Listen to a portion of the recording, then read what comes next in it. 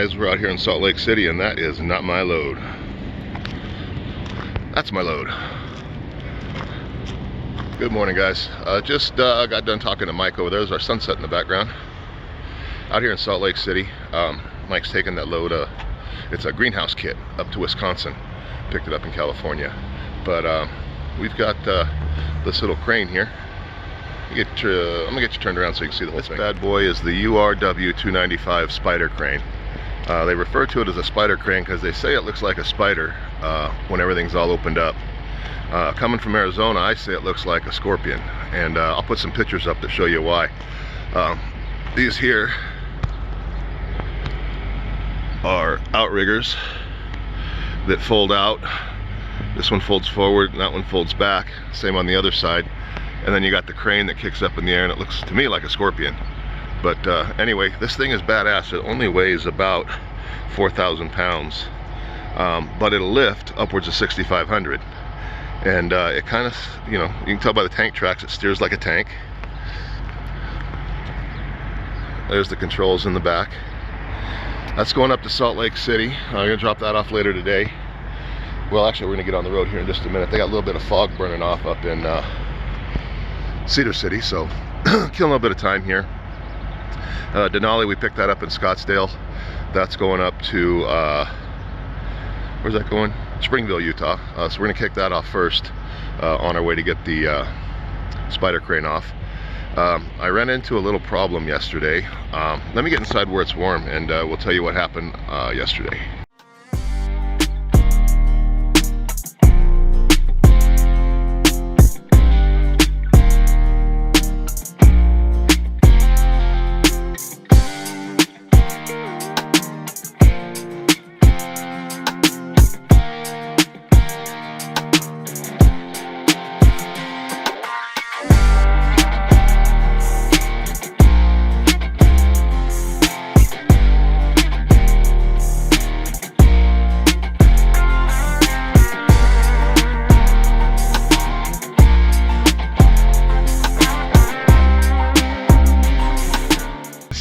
Man, that morning sun is bright.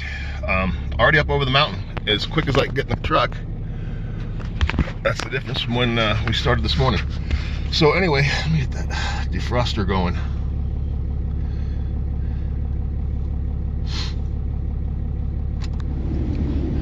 All right, so ran into a little problem yesterday. I'm stopping to look for loads. You know, every time I stop, I was looking for a load. Nothing coming up. I mean, if there was, it was the same load all day, really. I think it'd been on there since the day before. But it was just crap. Nobody wanted it. Didn't pay for crap. Can't remember where it's picking up and going to, but neither one of them were very desirable places to be. And it was all because of my mistake. What I'd done is I used Truck Stop to find my freight loads, Central Dispatch to find the automobiles and trucks and stuff.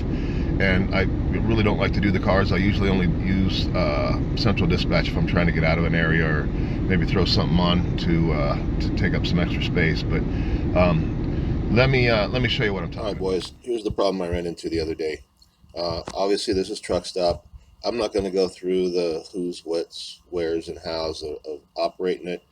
Every super trucker and Rockstar Hotshotters already put that on their channel. I'm just going to go through something that happened to me the other day, and it may or may not have cost me a load. I'm going to bet it did.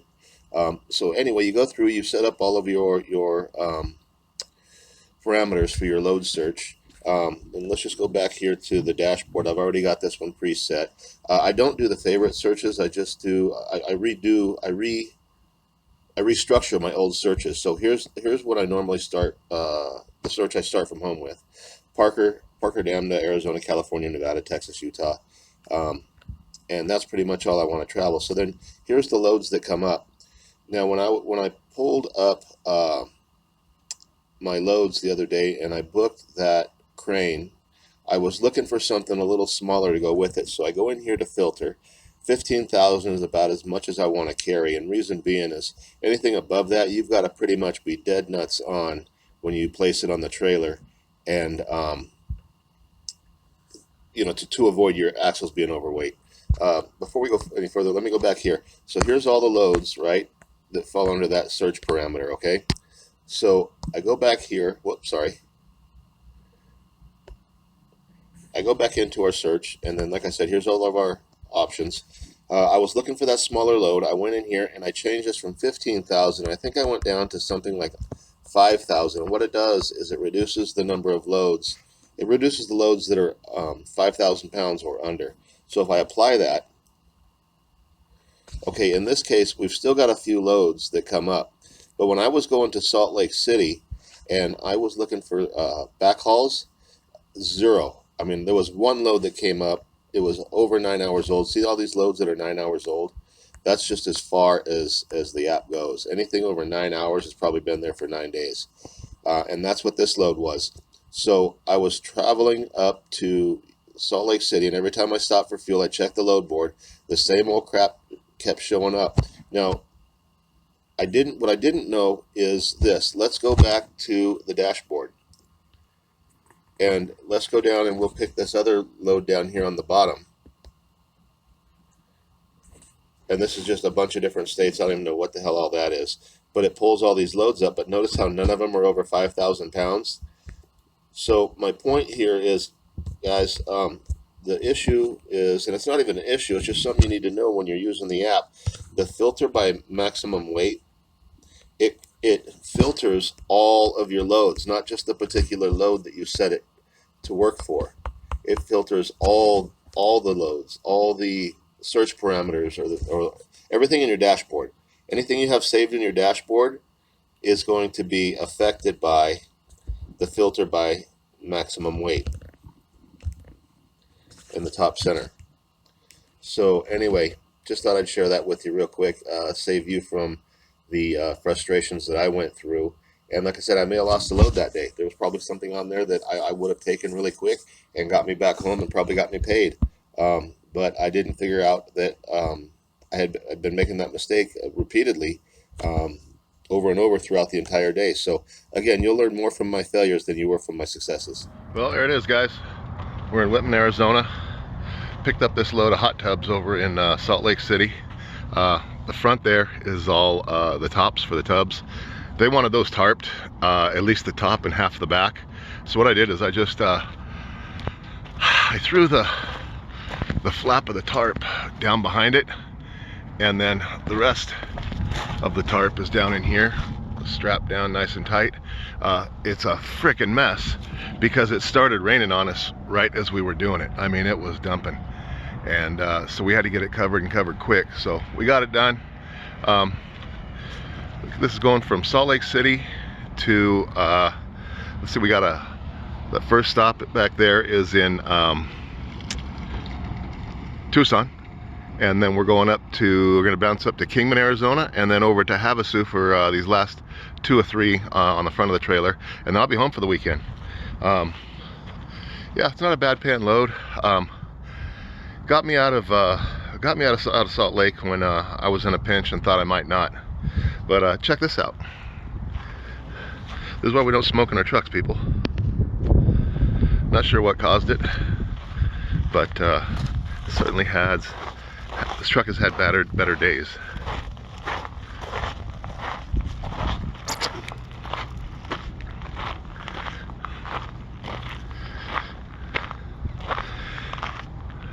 But if you're looking for a fixer-upper, so the plan is to get down into Marana, Arizona, hold up for the night, about 35 minutes away from the first drop.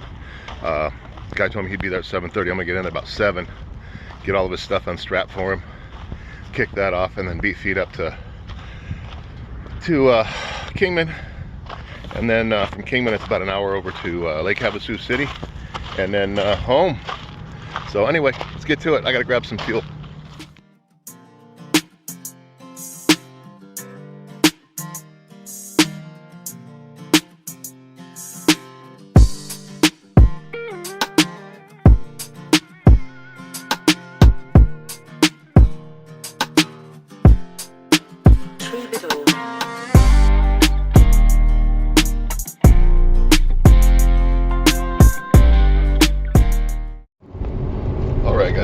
Let's address the obvious question that's going to come up.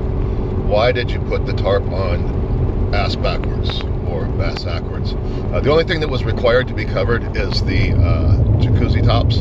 The tubs were already wrapped, and so to cover the entire load didn't really make sense, especially when it wasn't required, because the wood supports would have shredded the tarps. And so the guy that was on the forklift basically told me that when situations like we were up against, we had the rain coming in, stuff like that, was probably a different one, but he basically told me the guys that normally haul those hot tubs regularly, that's how they do it, if there's just one small stack of tops. So I went with it, and it worked out. It looked a little bit awkward. I felt a little bit awkward going down the road like that, but maybe it's just my personal issues that I've got to get over with. But get over it. I've just got to get over it. Anyway, it worked out. Got the job done. Stop one's complete. Gonna head up to Kingman. Got a couple of them we're gonna kick off there, and then the rest are going over to Lake Havasu. So get on down the road. Don't forget to like, share, and subscribe. The Outlaw Nation, it's on the rise.